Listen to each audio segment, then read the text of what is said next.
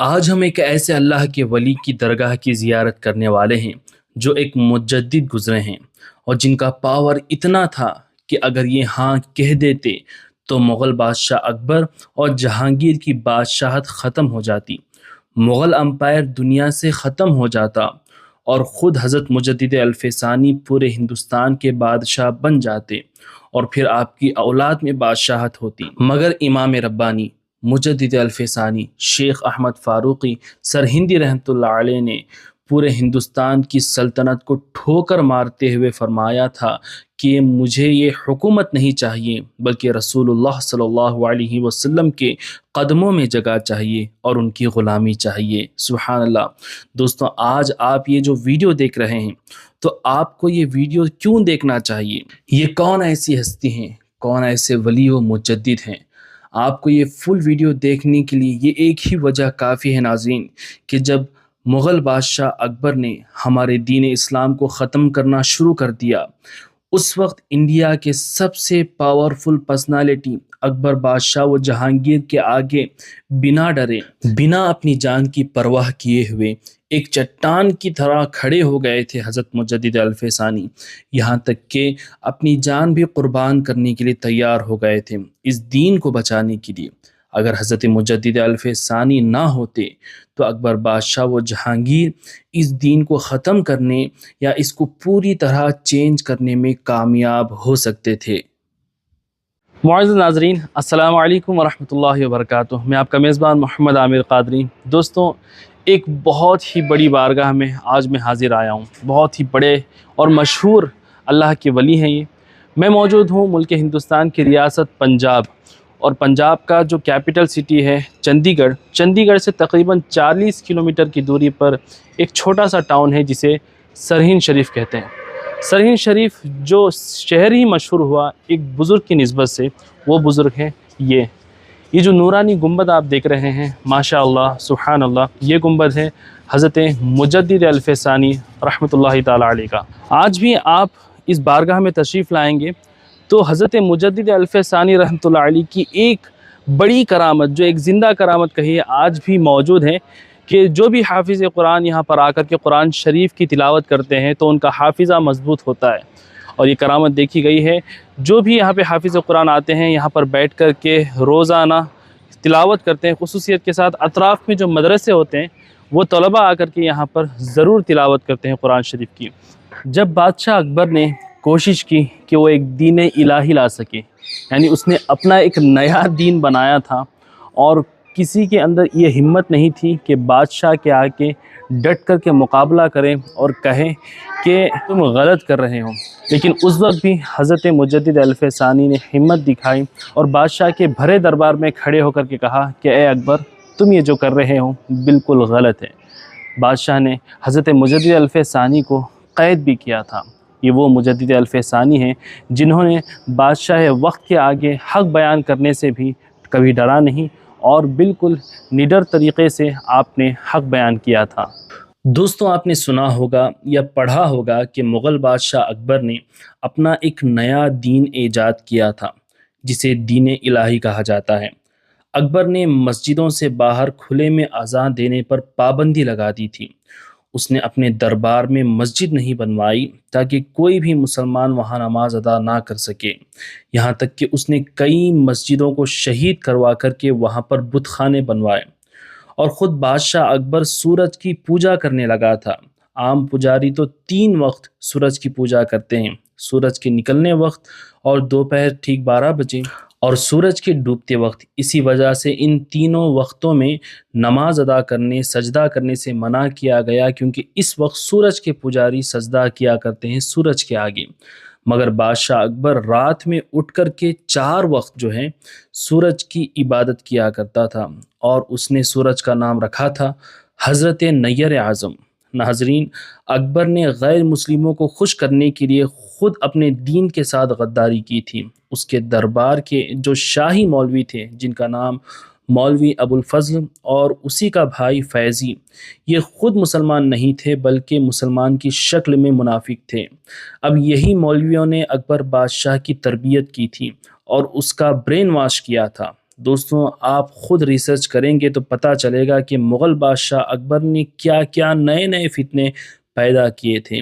اس کا یہ عقیدہ تھا کہ میرا حکم قرآن کے حکم سے بڑا ہے، معاذ اللہ۔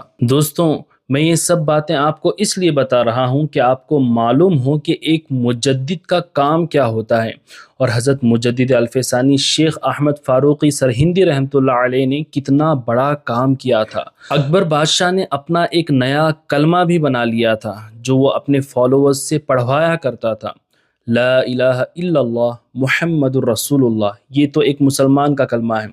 اس کے آگے بڑھ کر اس نے ایک اور ایڈ کیا، اکبر خلیفۃ اللہ، معاذ اللہ ثم معاذ اللہ۔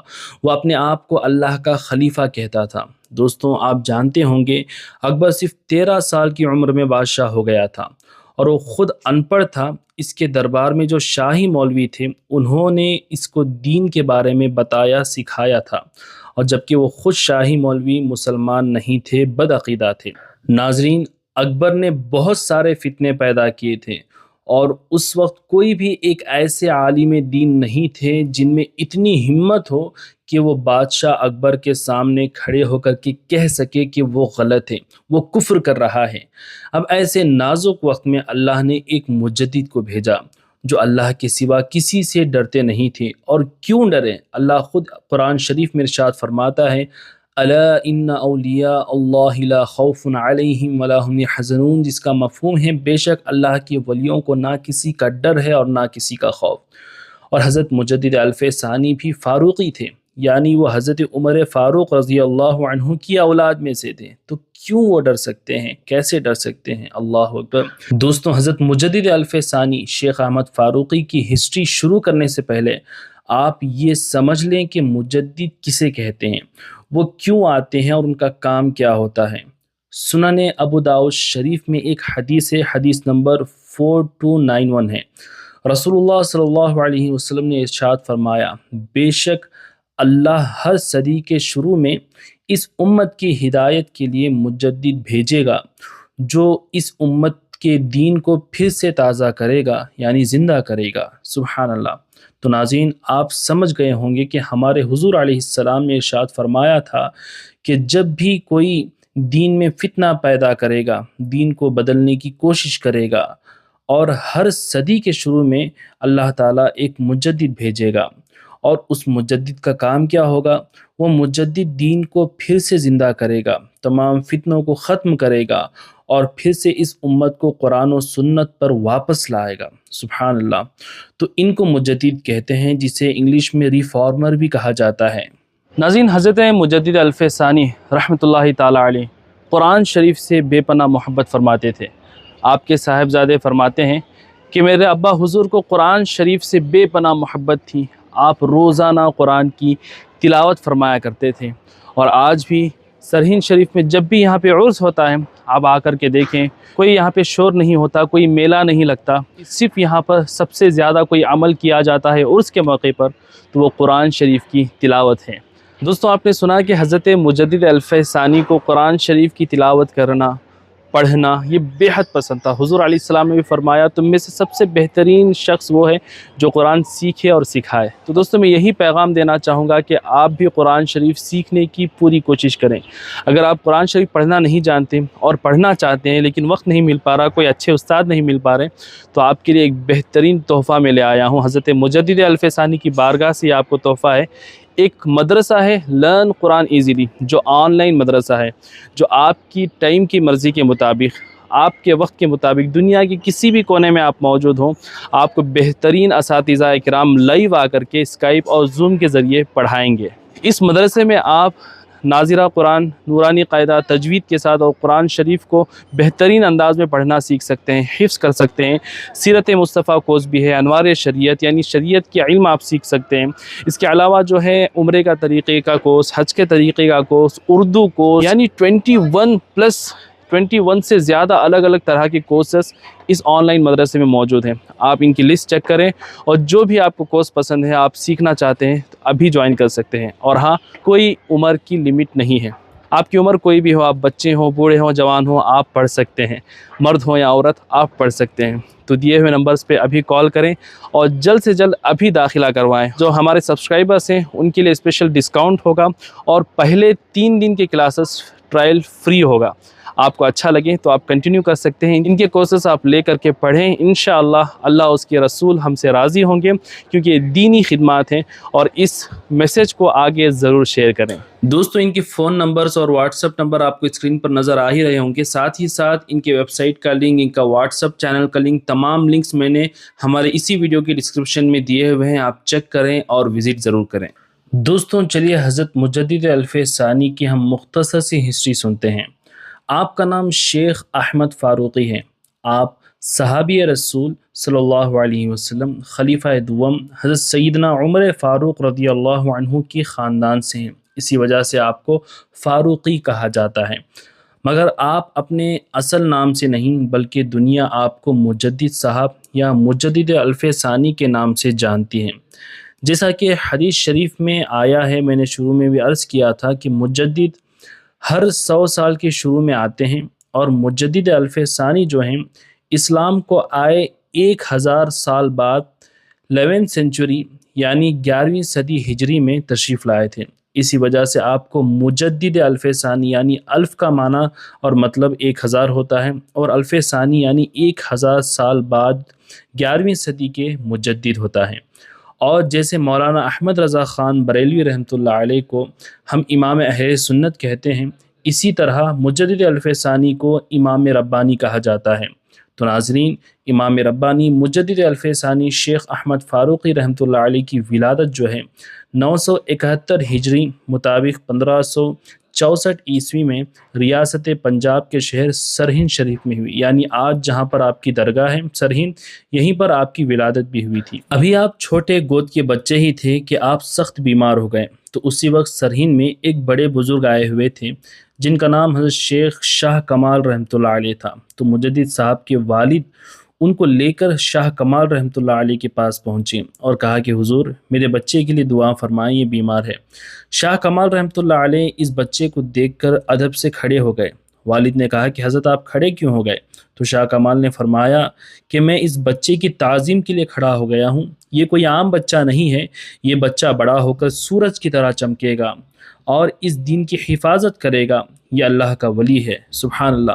ناظرین، حضرت شیخ احمد فاروقی مجدد صاحب رحمۃ اللہ علیہ نے بچپن ہی سے دینی تعلیم حاصل کی، اور صرف 7 سال کی عمر میں آپ حافظ قرآن بن گئے، اور 17 سال کی عمر تک تو آپ نے اپنے تمام علوم حاصل کر لیے تھے۔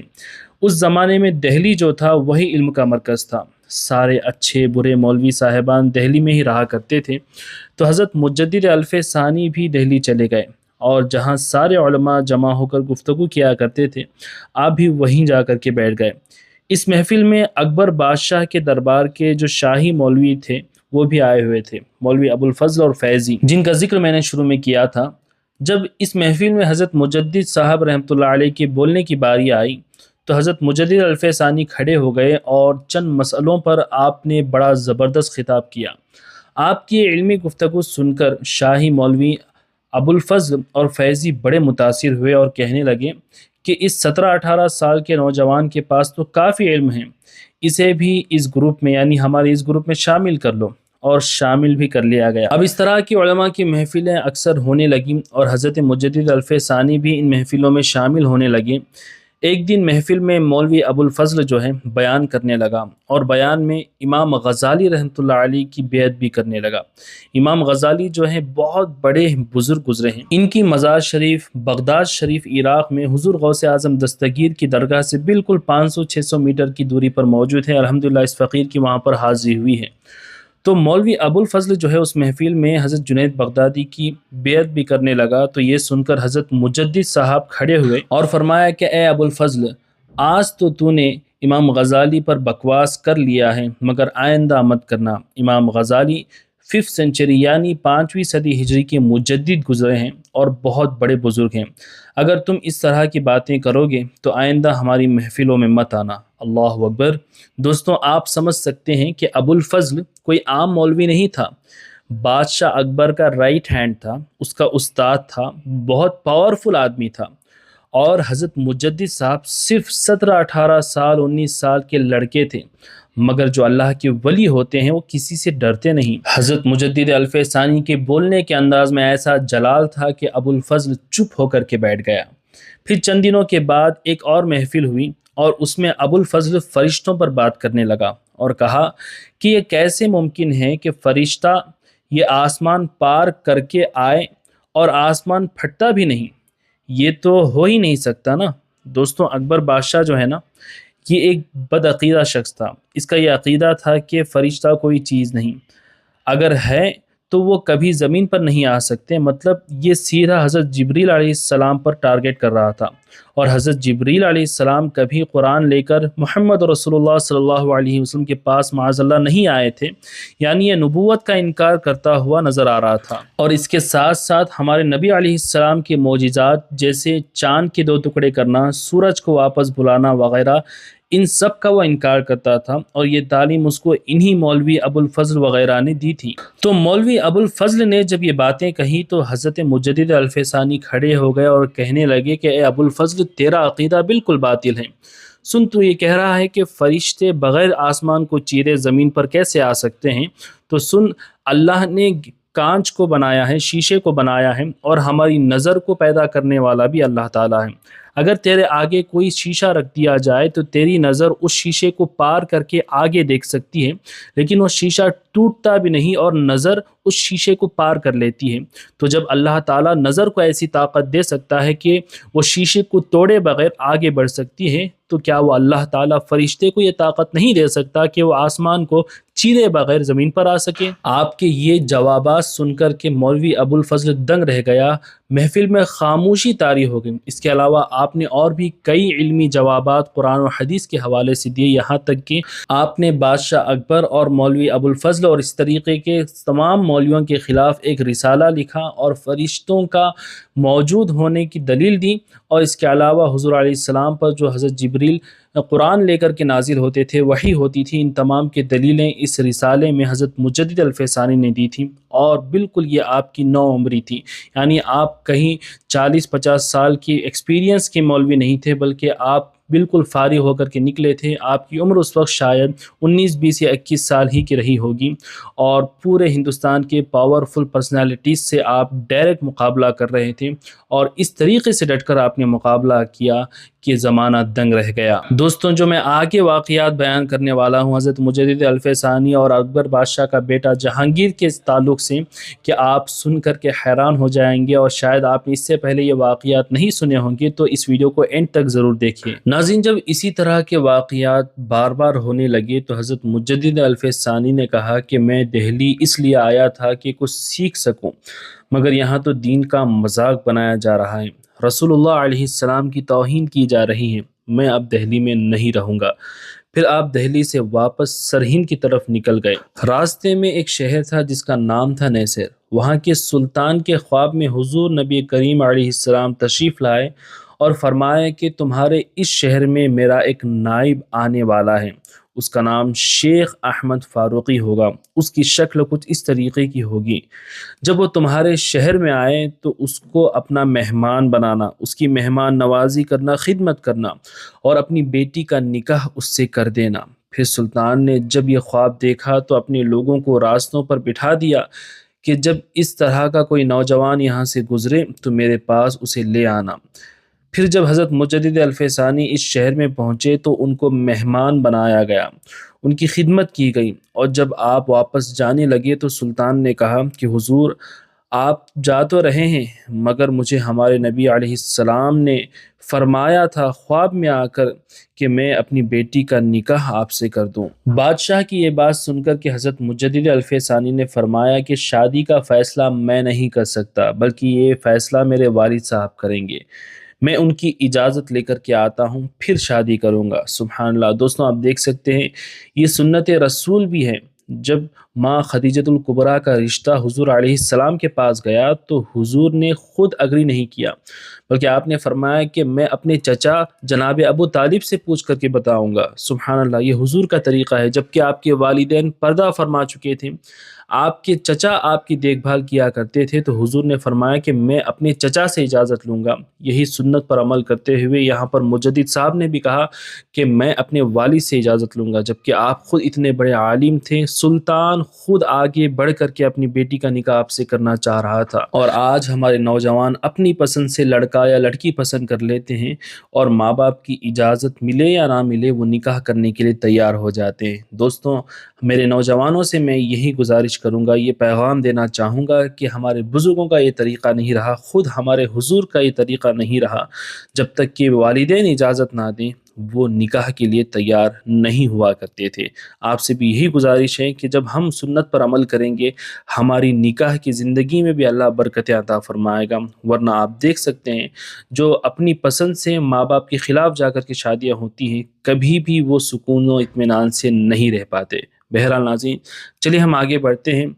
جب حضرت مجدد الف ثانی نے اپنے والد صاحب سے اجازت مانگی تو آپ کے والد نے اجازت دے دی اور آپ کا نکاح سلطان کی بیٹی سے ہو گیا۔ پھر ایک دن حضرت مجدد الف ثانی نکاح کے بعد سخت بیمار ہو گئے، اتنے بیمار ہو گئے کہ آپ کی اہلیہ، آپ کی بیوی پریشان ہو گئی، دعا کرنے لگی کہ اے اللہ میرے خاوند کی حفاظت فرما، ان کی زندگی طویل فرما۔ تو غیب سے آواز آئی کہ اے خاتون گھبرا مت، شیخ احمد فاروقی سے ہم نے بہت کام لینے ہیں، بہت خدمتیں کرنی ہیں، بڑا مقام عطا کرنا ہے، ابھی اسے کچھ نہیں ہوگا۔ سبحان اللہ۔ ناظرین، پھر حضرت مجدد الف ثانی اپنے شہر سرہند میں رہنے لگے۔ اب دیکھیں ناظرین، یہاں حضرت مجدد الف ثانی کی زندگی کا الگ چیپٹر اوپن ہونے والا ہے۔ وہ اپنے پیر و مرشد سے کیسے ملے اور اس کا واقعہ کیا ہے یہ شروع ہونے والا ہے۔ آپ سب اس کو بھی بغور سماعت فرمائیں۔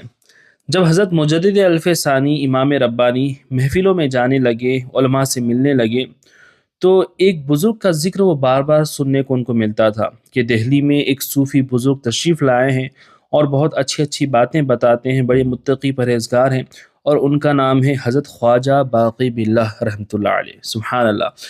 وہ سلسلہ نقشبندیہ کے پیر صاحب ہیں۔ جب امام ربانی نے بار بار حضرت خواجہ باقی باللہ کا ذکر سنا تو ان کے دل میں ان سے ملنے کی تمنا پیدا ہو گئی، تو وہ دہلی چلے گئے۔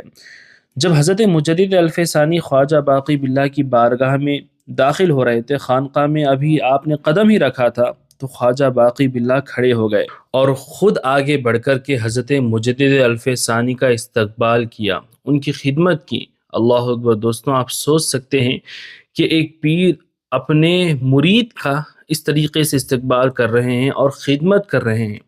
ناظرین، حضرت خواجہ باقی باللہ بہت بڑی شخصیت ہیں، بہت بڑے سلسلہ نقشبندیہ کے بزرگ ہیں۔ ان کی مزار شریف آج بھی آپ دہلی چلے جائیں تو وہاں پر موجود ہے۔ الحمدللہ میری بھی جب دہلی میں حاضری ہوئی تھی حضرت خواجہ باقی باللہ کی بارگاہ میں نے حاضری دی تھی، آپ دیکھ سکتے ہیں یہ درگاہ شریف ہے حضرت خواجہ باقی باللہ رحمۃ اللہ علیہ کی۔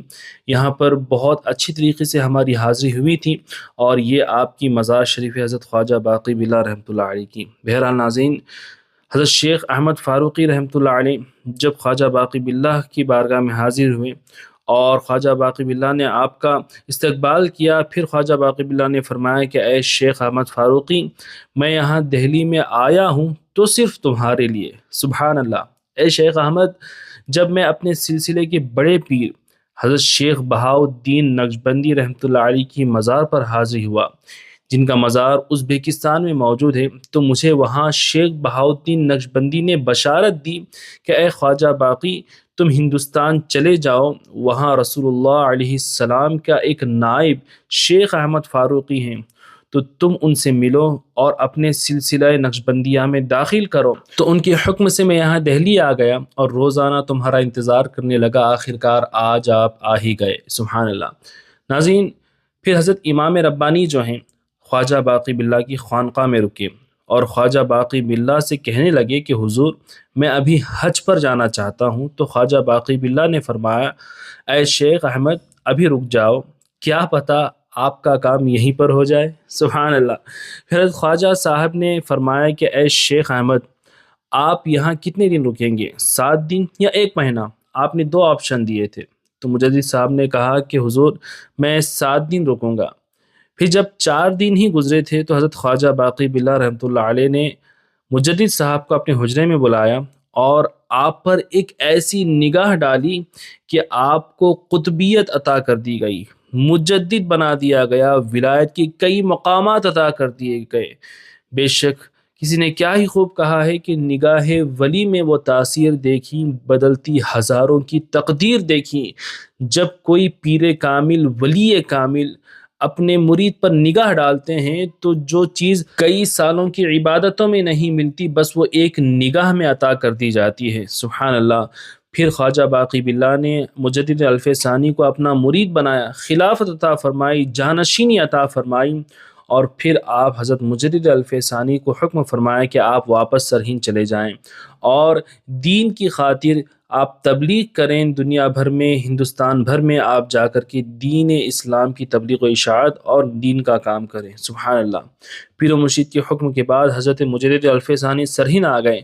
پھر آپ موجودہ پاکستان، خراسان، بنگلہ دیش کے علاقے اور بھی بہت سے شہروں، ریاستوں میں آپ نے سفر کیے اور دین کا کام کیا، اور ہر جگہ آپ کے مریدین پھیلنے لگے۔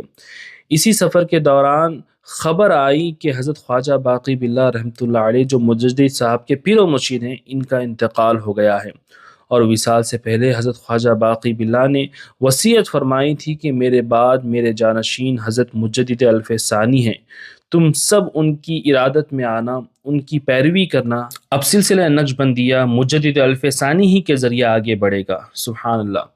اور پھر جب حضرت مجدد صاحب خواجہ باقی باللہ کی مزار پر پہنچے تو آدھے مریدین، علماء اور خلفاء جو تھے مجدد صاحب کے آگے زانو ادب بیٹھ گئے، یعنی آپ کو خواجہ باقی باللہ کا جانشین تسلیم کر لیا، لیکن آدھے خلفاء اور علماء نے یہ انکار کر دیا کہ ہم انہیں جانشین نہیں مانیں گے۔ پھر حضرت مجدد الف ثانی واپس سرہند چلے گئے۔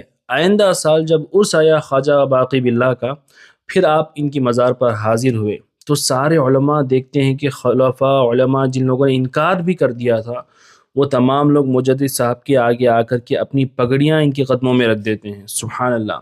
پھر پتہ چلا کہ ان سب کے خوابوں میں حضور نبی کریم علیہ السلام تشریف لائے تھے اور حکم فرمایا کہ شیخ احمد فاروقی میرے نائب ہیں اور سب لوگ ان کی ارادت میں آ جانا۔ سبحان اللہ۔ ناظرین، جب حضور علیہ السلام نے آپ کو یہ مقام عطا فرمایا تھا تو کون آپ کو اس مقام سے ہٹا سکتا ہے؟ بے شک آج بھی ہم ان کا ذکر کر رہے ہیں اور قیامت تک انشاءاللہ ان کا چرچا ہوتا رہے گا، کیونکہ یہ مقام اللہ اس کے رسول نے انہیں عطا فرمایا۔ سبحان اللہ۔ ناظرین، اب چلیے ہم اسی ٹاپک پر واپس آتے ہیں، اکبر بادشاہ، جہانگیر اور حضرت مجدد الف ثانی۔ ایک دن ایسا واقعہ ہوتا ہے کہ بادشاہ اکبر نے اعلان کروا دیا کہ آج سے ہمارے محل میں 2 دربار لگیں گے، ایک دربار اکبری یعنی میرا دربار، اور دوسرا دربار محمدی یعنی ہمارے نبی علیہ السلام کی نسبت سے وہ دربار بنائے گا۔ اب جس کو جہاں جانا ہے، جہاں جا کر کے بیٹھنا ہے، وہ جا کر کے بیٹھ سکتا ہے۔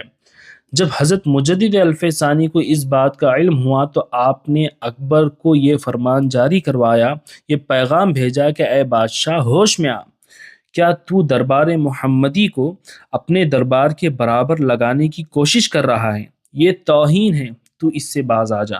مگر اکبر نہیں مانا اور ایسا ہی کیا، مگر اس شیطان اکبر نے ایسا کام کیا کہ دربار اکبری میں قیمتی قالینیں بچھوائیں، خوب اچھی طرح سجایا، ایک باغ کی طرح سجایا گیا، اس میں پیڑ پودے لگائے گئے، شاہی باورچی سے مزے مزے کے پکوان بنائے اور دربار اکبری میں رکھوا دیا۔ اور جب دربار محمدی کی باری آئی تو دربار محمدی کو بہت خراب طریقے سے تیار کروایا گیا، بد مزے کے کھانے رکھوائے جسے عام انسان کھا ہی نہیں سکتا۔ اب لوگوں کو دعوت دیا، اب جس کی جو مرضی وہاں چلے جائے۔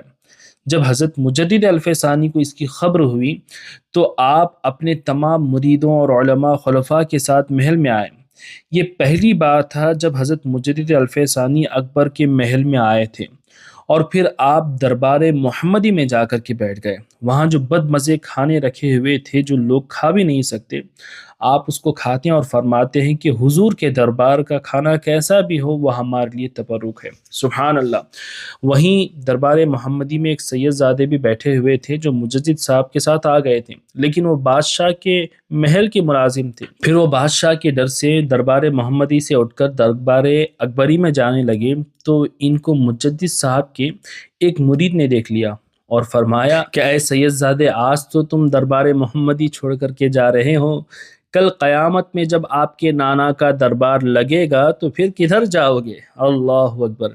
اتنا سننا تھا کہ وہ سید زادے واپس پلٹ آئے اور مجدد صاحب کے ساتھ دربار محمدی میں بیٹھ گئے اور کہا کہ اکبر کی نوکری تو میں قربان کر سکتا ہوں مگر رسول اللہ علیہ السلام کا غدار نہیں ہو سکتا۔ سبحان اللہ۔ ناظرین، یہ واقعہ کافی لمبا ہے۔ مجدد صاحب کی کرامتوں میں یہ لکھا ہوا ہے کہ اسی واقعے کے 7 دن بعد اکبر بادشاہ مر گیا تھا، پھر اس کا بیٹا جہانگیر بادشاہ بنا اور اس کے عقیدے بھی اپنی باپ کی ہی طرح تھے، وہ بھی کئی بدعت کیا کرتا تھا اور امام ربانی نے اس کو بھی کافی خط لکھے، اللہ اور اس کے رسول علیہ السلام کا صحیح پیغام دیتے رہے مگر وہ نہیں مانتا رہا۔ جب جہانگیر بادشاہ بنا تو اس کا سالہ بھی پاور میں آیا جس کا نام آصف جاہ تھا۔ یہ سالہ بھی اسلام کے خلاف کام کیا کرتا تھا، صحابہ کا گستاخ تھا۔ ایک دن اس سالہ یعنی آصف جاہ نے جہانگیر سے کہا کہ آپ پورے ہندوستان میں ایک فرمان جاری کر دیجئے کہ نبی علیہ السلام کے صحابہ کو گالیاں دی جائیں، ہر مسجد ہر ممبر پر صحابہ کو گالیاں دینی چاہیے، مگر جب آپ یہ فرمان جاری کریں گے تو بادشاہ سن لیجئے، سب سے پہلے آپ کی مخالفت شیخ احمد فاروقی کرے گا، اس کے مرید بھی ہزاروں لاکھوں میں ہو سکتا ہے کہ وہ آپ پر حملہ کروا دے اور خود بادشاہ بن کر کے بیٹھ جائے۔ آپ ایک کام کریں کہ شیخ احمد فاروقی کا قتل کروا دیں۔ اس طرح سے روزانہ وہ سالہ آصف جاہ جہانگیر کو اکسانے لگا۔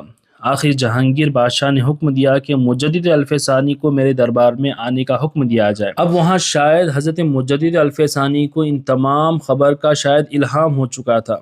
آپ نے اپنے مریدین اور خلفاء کو جمع فرما کر کے فرمایا، اب مجھے بادشاہ قید کرے گا، ہو سکتا ہے میری جان بھی لے لے، مگر یاد رکھو اس دین کی حفاظت کے لیے جان بھی قربان کرنا پڑے تو کر دینا۔ اللہ اکبر۔ پھر جب آپ جہانگیر کے دربار میں آئے تو صرف 5 مریدین کو ساتھ لے کر کے آئے، اگر چاہتے تو آپ اپنے ساتھ ہزاروں لاکھوں مریدین کو لے کر کے آ سکتے تھے، لیکن حکمتاً آپ صرف 5 مریدین کو جہانگیر کے پاس لے کر کے آئے۔ اب اکبر اور جہانگیر کے دربار میں یہ رول تھا، جو بھی وہاں پر جاتا تو سب سے پہلے بادشاہ کو سلام کرتا اور سر جھکا کر کے بادشاہ کو سجدہ کیا کرتا، مگر مجدد الف ثانی تو اس بدعت شرک کو ختم کرنے کے لیے آئے تھے، دین کو بچانے کے لیے آئے تھے۔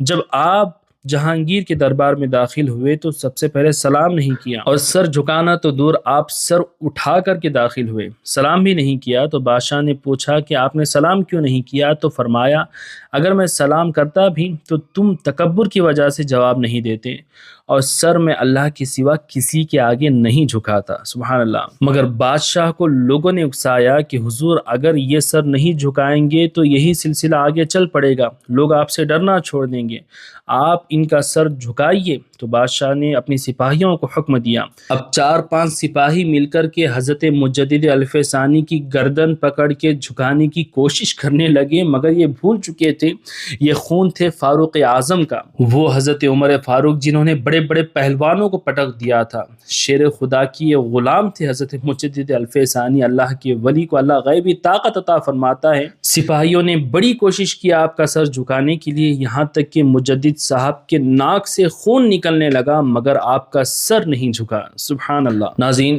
پھر جہانگیر نے حضرت مجدد الف ثانی کو گوالیار کے قید خانے میں، گوالیار کی جیل میں قید کروا دیا، لیکن حضرت مجدد الف ثانی گوالیار کی جیل میں جانے کے بعد بھی خاموش نہیں رہے، بلکہ وہاں بھی دین کی تبلیغ شروع کر دی۔ اس قید خانے میں بھی آپ کے کئی مرید ہو گئے، اور یہاں دہلی میں جو جہانگیر کے جنرل کمانڈر تھے، مہابت خان، خان اعظم وغیرہ، انہوں نے بغاوت کر دی، کیونکہ یہ سب حضرت مجدد الف ثانی کے مرید تھے، چاہنے والے تھے، اور مہابت خان نے جہانگیر اور اس کے سالے آصف جاہ اور ان سب کو گرفتار کر لیا، اور پھر مجدد الف ثانی کو پیغام بھیجا کہ حضور جہانگیر کو میں نے گرفتار کر لیا ہے، وہ ابھی قیدی ہے، آپ یہاں تشریف لائیں اور تخت پر بیٹھیں اور آپ بادشاہ بن جائیں، پورے ہندوستان پر آپ کی حکومت ہوگی، ہم غلام آپ کی غلامی کے لیے حاضر ہیں۔ اللہ اکبر۔ دوستوں، آپ سوچ سکتے ہیں حضرت مجدد الف ثانی کے پاس کتنا بڑا موقع تھا ہندوستان کا بادشاہ بننے کا۔